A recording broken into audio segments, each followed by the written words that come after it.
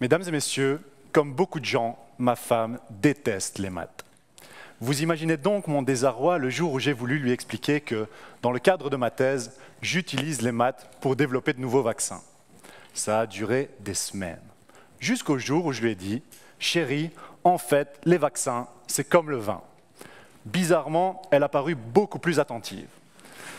J'en ai donc profité et je lui ai expliqué qu'en fait, un vaccin, ce n'est rien d'autre que du virus inactivé que l'on injecte à un patient pour qu'il développe des anticorps contre ce virus. Donc pour produire un vaccin, il faut produire du virus. Mais les virus sont incapables de se reproduire seuls. Ce sont les cellules qu'ils infectent qui vont les reproduire et les relâcher dans le milieu environnant, un peu comme les levures qui captent les sucres du vin pour les transformer en alcool. Et tout comme le vin, les vaccins sont produits en bioréacteur. Alors, quand ma femme a entendu ça, évidemment, elle a bondi de sa chaise et elle m'a dit « Alors là, chérie, je t'arrête tout de suite. La dernière fois qu'on est allé en Champagne, j'ai bien vu que le vin était produit en tonneau et non pas en bio-machin chose. » En fait, mesdames et messieurs, un tonneau de vin est un parfait exemple de bioréacteur. C'est-à-dire, tout simplement, un appareil où se déroulent des réactions biologiques, c'est-à-dire des réactions liées à un organisme vivant. Dans le cas des levures, dans le cas du vin, ce sont les levures, et dans le cas des vaccins, ce sont les cellules infectées. Alors j'imagine que là, vous êtes en train de vous dire « Oui, ok, mais quel est le lien avec les maths ?» Eh bien, mesdames et messieurs, mon travail consiste à déterminer, à décrire ce qu'il se passe à l'intérieur du bioréacteur de manière mathématique. Prenons le cas du vin, par exemple. Je peux écrire autant de sucre plus autant de levure égale autant d'alcool, et ainsi de suite.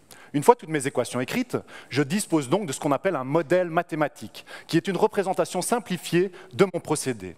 Eh bien, je peux utiliser ce modèle sur un ordinateur pour simuler de nombreuses expériences différentes en un rien de temps. Et je suis donc capable de déterminer quelles sont les conditions dont j'ai besoin pour atteindre l'objectif que je me suis fixé. Par exemple, tout à fait au hasard, un vin fort en alcool. Mais surtout, je vais pouvoir contrôler mon système pour atteindre cet objectif. Par exemple, en augmentant ou en diminuant la température au bon moment, de manière à accélérer ou à ralentir la fermentation du vin. C'est simple, non?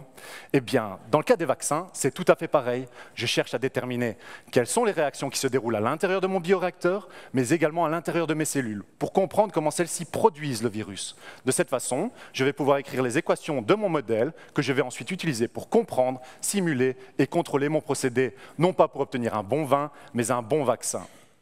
Eh bien, savez-vous ce qu'a fait ma femme à ce moment-là? Elle a pris son verre de vin et elle m'a dit « Ah, tu vois chérie, quand tu expliques les choses comme tout le monde, c'est beaucoup plus simple. Mais je vais te dire, puisque les vaccins, c'est comme le vin, santé !»